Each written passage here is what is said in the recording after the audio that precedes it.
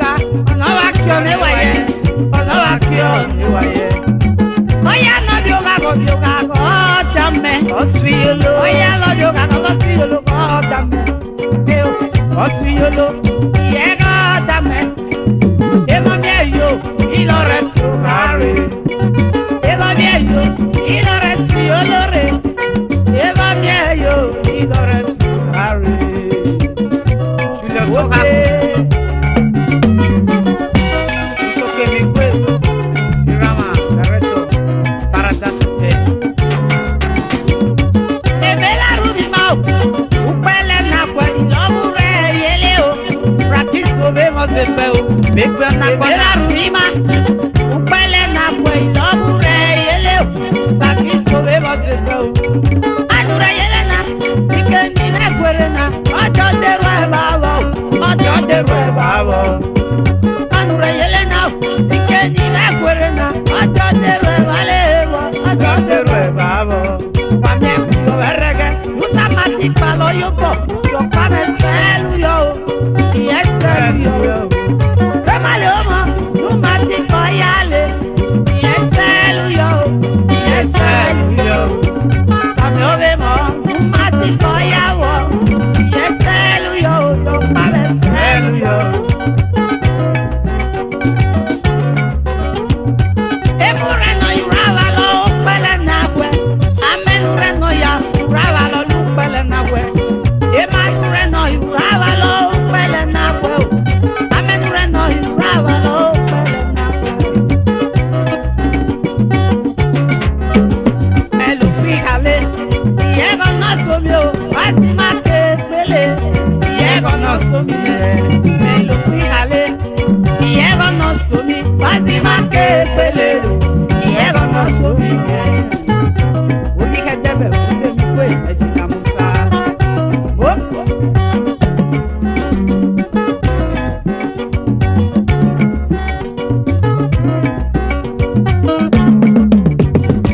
Mabanureno ya Emanureno ya Amenureno yurava lo pele nakwe Mabanureno ya Emanureno ya Amenureno yurava lo pele nakwe Enoge lokele Enoge lokele Iyo pare Emule so nakwe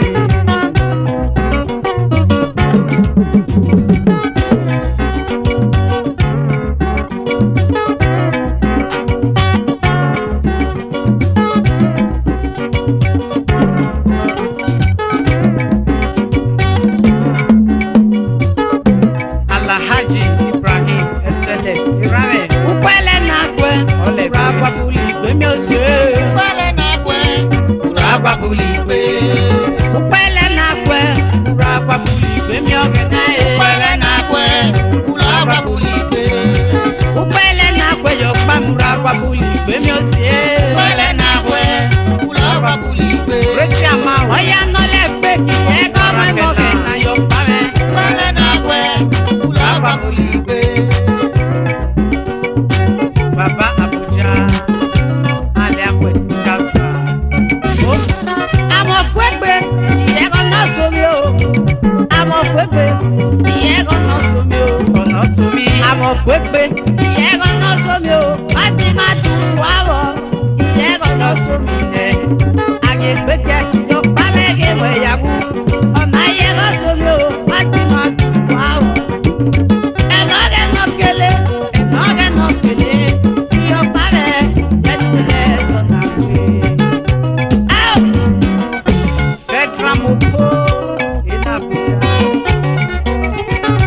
Upele nakwe Ragwa buli gbe mi ose Upele nakwe Ragwa buli gbe Upele nakwe Ragwa buli gbe mi ogena nere Upele nakwe Ragwa buli gbe Ejina Musa Musa me no mweme Odige jebe Musa me kolego Ejina Musa Odige jebe nikele Rakaja manyo Jetu mechanic site Ejina Musa Odige jebe no nikele Musa me olego Enoge no kele Musa me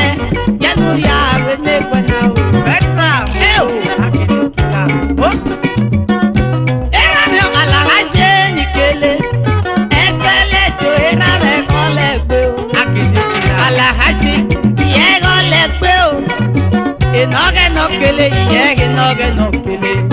Ono yo mi wa lote. Ono yo mi wa lote. Alhaji Ibrahim yoge na sete yame. Ramel. Bade mole yo. Ape mani me na. Upele na kwe. Ura kwa puli be mi ose. Upele na kwe. Ura kwa puli be. Upele na kwe. Ura kwa puli be mi oge na. Upele na kwe. Ura kwa puli be. Ene wori me papa mi ole be no mo me. Upele na kwe. Ura kwa puli be. Ene wori me papa ole be o no mo me. Upele na kwe. Ura kwa puli be. Julius Okaku era be ole be o. Upele na kwe. Ura kwa puli be. Julius Okaku era be ole be no mo me. Upele na kwe. Ura kwa puli be. Aliagwe tuta zae no mo me dikele. Upele na kwe. Ole be o. Ura kwa puli be. Great amount of Warakeland Igwena. Upele na kwe. Great Ura amount. kwa puli be. The great amount of Warakeland no mo me tuta Upele na kwe. Ura kwa puli be.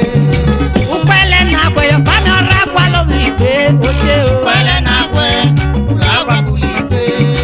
Ene mole me ape me kele be o. Upele na kwe. Ura kwa puli be. Upele na kwe ora kwa mi oje. Upele na kwe.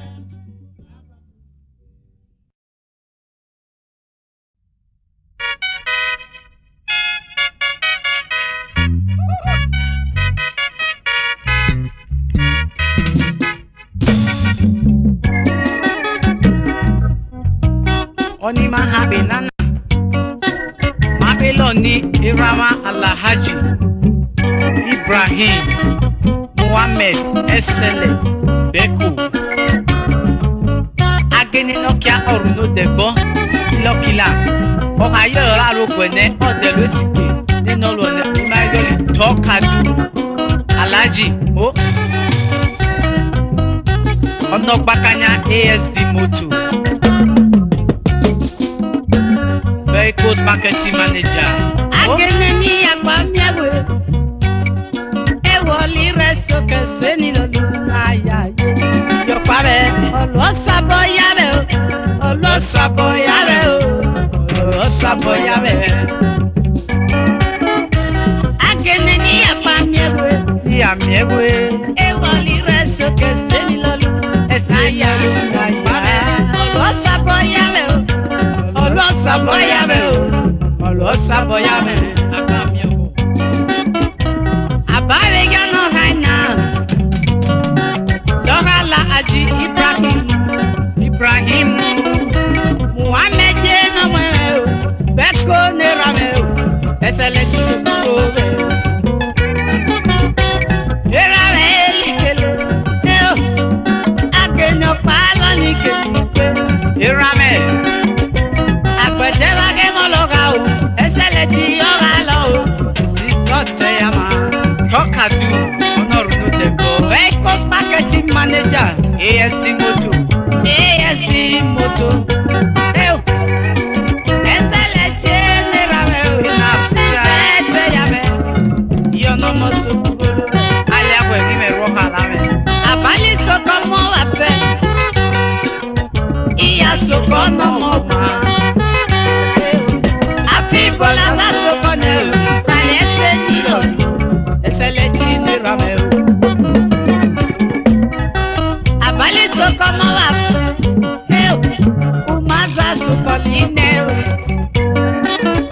Abi bola za sokone o, Alhaji ni rame o, osi se che yame. Wewe, o pa regeli we, o boli le lioke yena.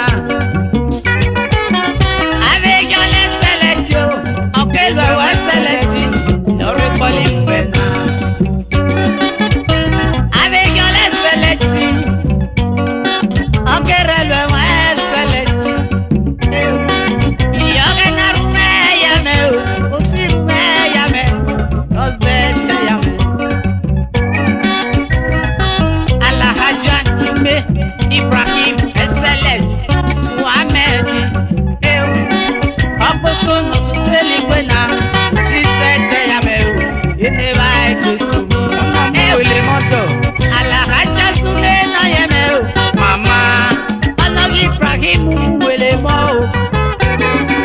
yoga na rumi va ya me mama kazi va te ya me sisi va te ya me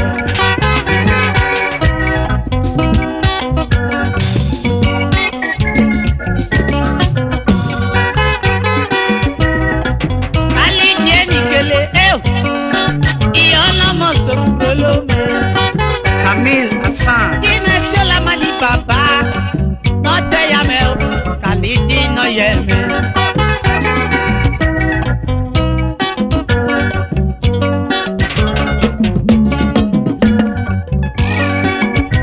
Camille Hassan yo Camille no yeme qui me tient la mani papa Camila Usena oh Camila Usena eu magi me chola mani papa no zera mate ya me osi sote ya me adune rame eu papa me voye yo ono tola ti egbe o esele ti rame o ye ni resele ya lure o ka gbedo ya e wa bo iyo ya alaji esele mo yoga na sete yabe mama uyoka alaji ego gailo abori le sewa na pe umali lo zalo selene afi bolo zalo ne o si sete yabe o akene no yebe alakaji Muhammad Ibrahim no yebe Yopali likwena wagi mechola manoha noha te yama ene kaduna nikele iyegi mechola manikrota manali derama te yame eseleti derame usise te yame tokadu akene no alahaja mamunat kadiri oyeme Yenebado elikele Osize te yabe Wachula manala haji Wamoloka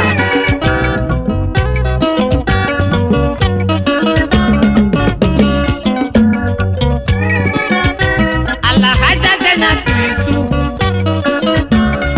Mama yakata yanu Yakata yanu Yenakwete ni moka Waheli moloka Wachula manala haji Note yama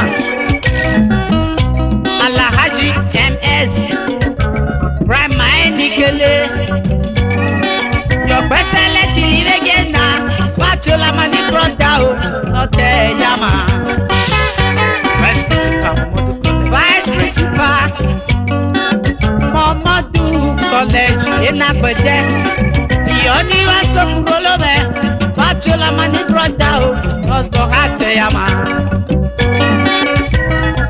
Abdulsalam Alhaji Abdulsalam Ibrahim Sokurolome Sisi bate yame o besele Ikwena Ina Kaduna wa Sokurolome Iyoni wa Pinuweleme Alhaji Miriam Onogi Major General Shabu Musomi Onogi Major General Shabu Onogi Major General Shabu Musomi Miriam Ena Puja Neyeme Miriam Iyosi no zete yame Iyosi zete yame Nozo hate yame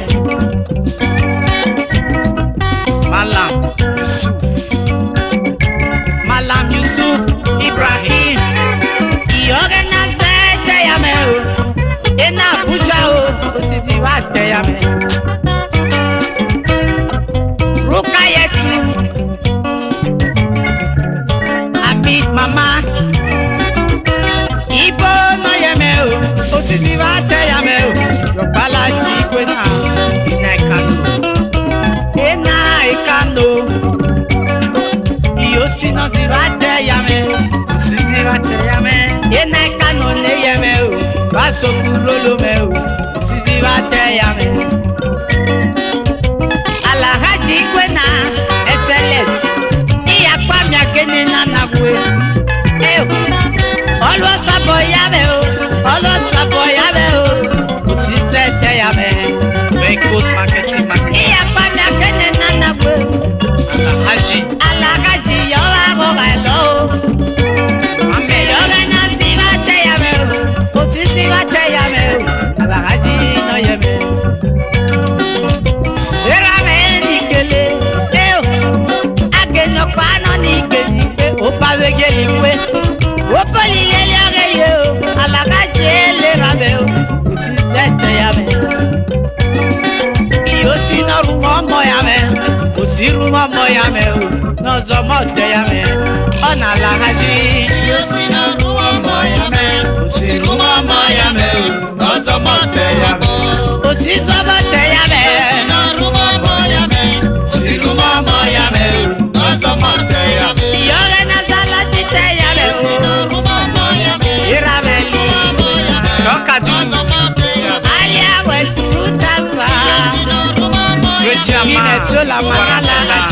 No zomo te llame.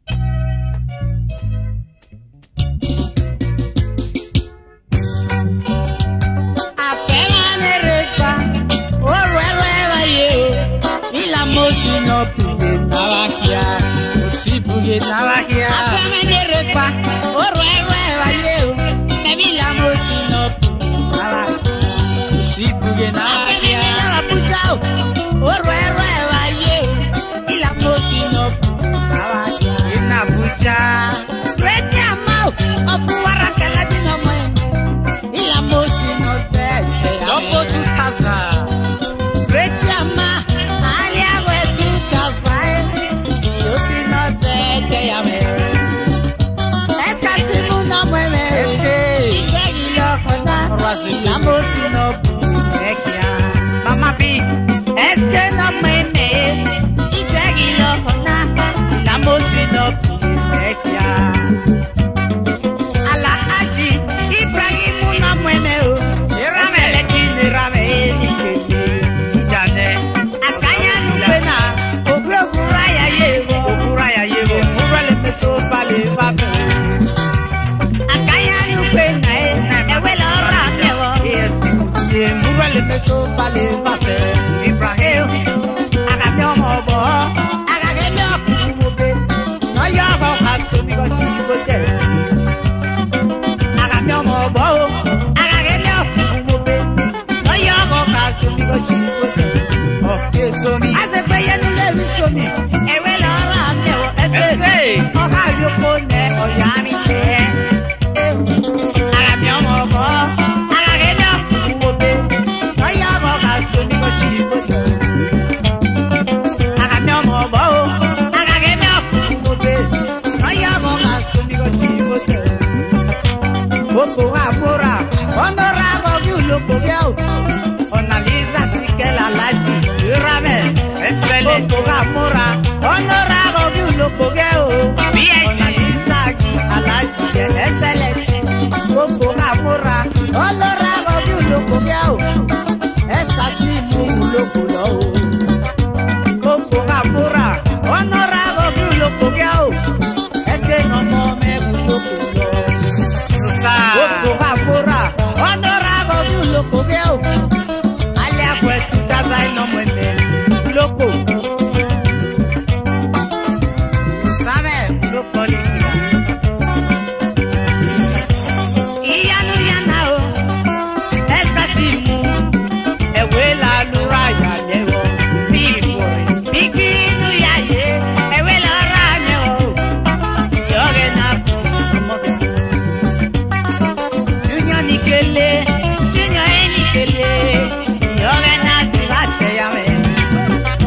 Junior, Ena Bujao, Maso Kurolome, obviously, Yogeri Osikele, Ena Wishi, Mama Eskasi, Ule biomo. Est-ce que nous y en a yébo alors? Ce n'est pour. Ce n'est pour. Y'en a pas sauté. Maman, est-ce que Nikelena, il a mot sur notre ivachaya?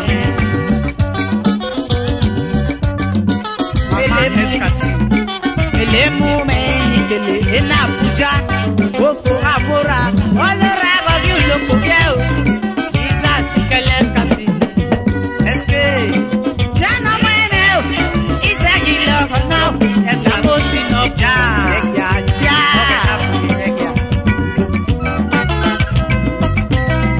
Papa azebeyele. Papa azebeyele. Osi sete ya me. La mosi no si va te llame y la cuete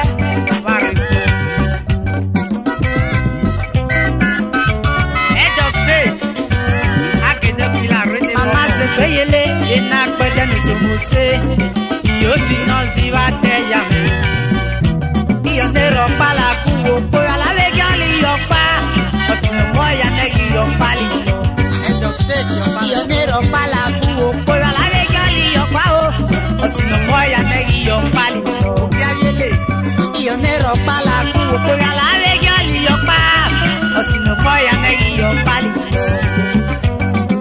Es que me Yo pa me Es casimu Yo pa me Ale akwe Yo pa me Recha mau Wara que la vinikele Ale akwe Yo pa me Yo si no se te llame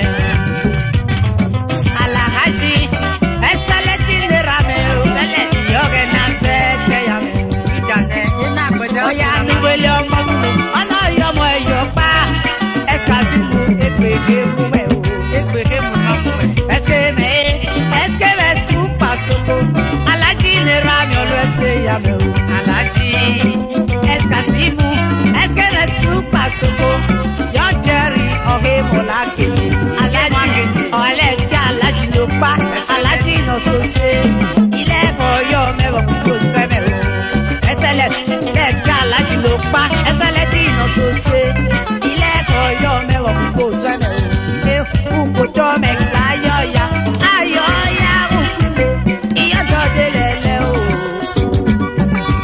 E boy afude We be a man tomorrow Iyo do de lele o A boy of today can be a man tomorrow. Iya do de lele o.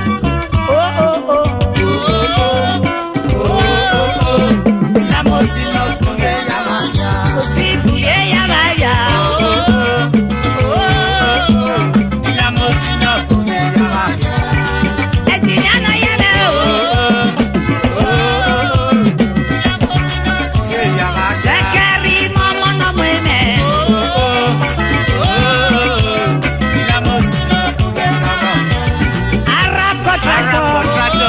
Sekeri momo La música Ara contrato Sekeri momo Jirame Vaya maleyo Y la música Pie yamaya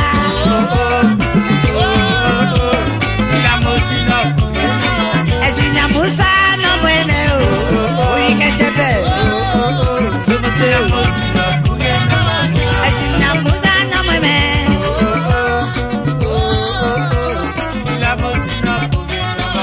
Alaji excelente La música Aunque reluego excelente La música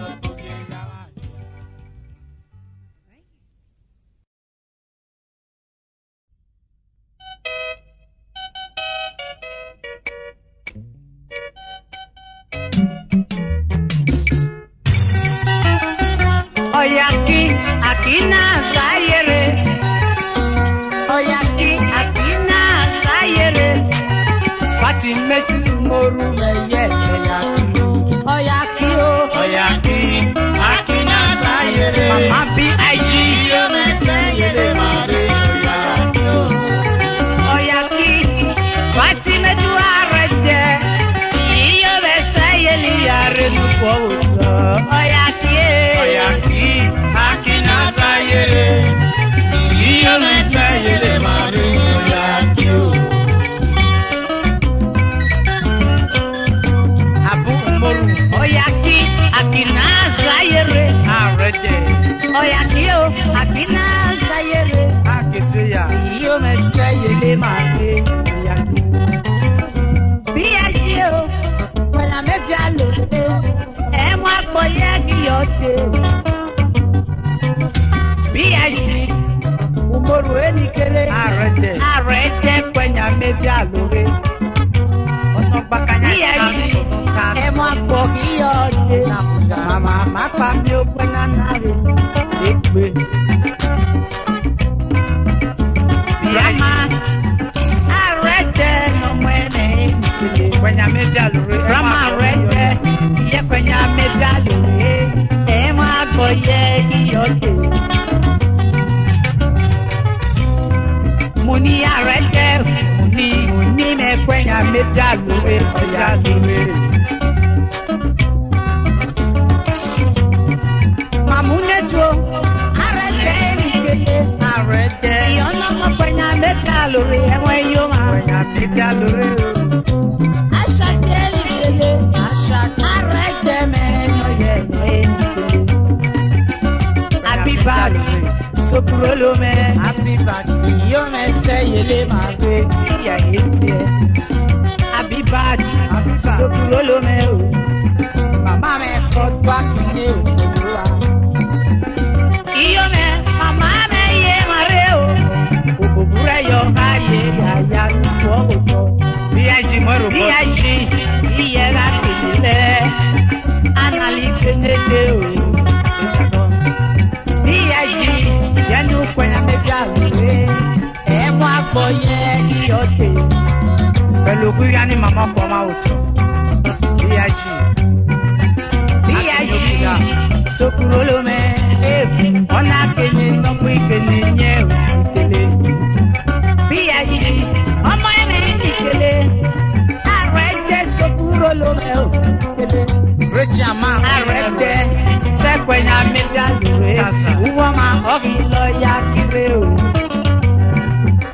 Emo agbo iyode. Iyo mekwenya mebi alore oyaki. Oyaki, akina sayere o. Mama. Iyo me sayere mare oyaki. Mama ni yo me. Oyaki, akinaza yere. Iyo mese yele mare oyaki o. Oyaki, uwarete nikele. Biaji. Biaji kwenya mebi alore oyaki o. Oyaki o. Oyaki, akinaza yere. Iyo mese yele mare oyaki o.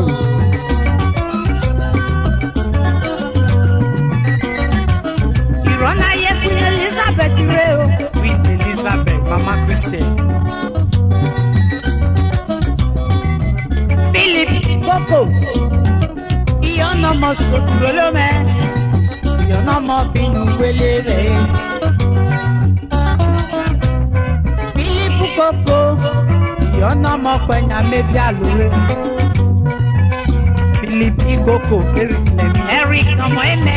Eric Sokurolo me nikele. Peter eno yeme o. Peter me kwenya mebi alore mo mama.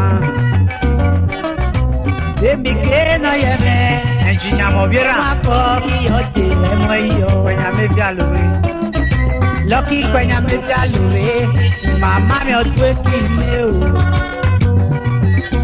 Gloria Sokurolo me. Iyo me se yele mare. Chamagawa momo. Ile nikele. Iyo me seye mare o.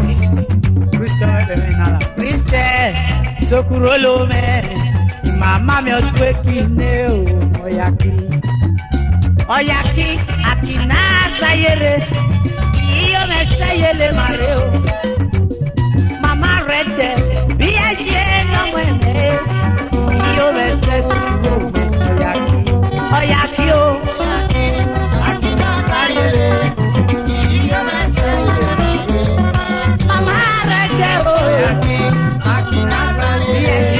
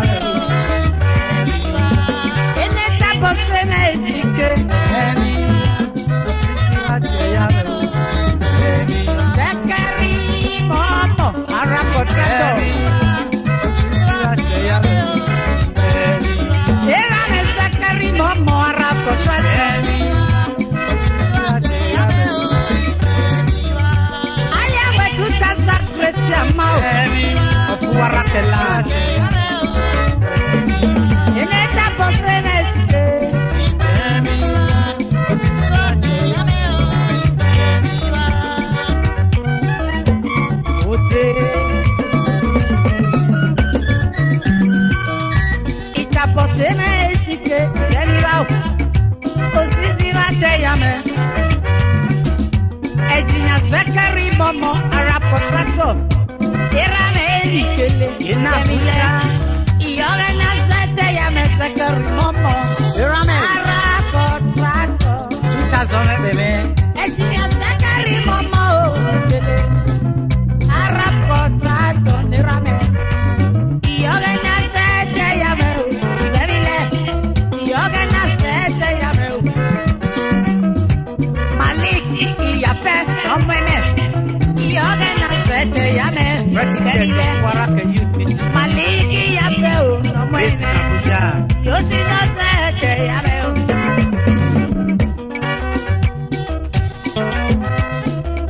Mobiko furniture nikele, Mobiko furniture nikele. In Abuja. Ibrahim no mweme Musa, Mobiko furniture no mweme o, yo no moso kuro lo me. Sweto we jidwo no mweme o. Yo si no sé te llame y de mile. Él está por ser que se todo el chico. Y Rona me linaba. Adam Isa we chico. Él está por ser que quila que nao. Él es bien terrible a los que le quena. Él le mueve de la línea.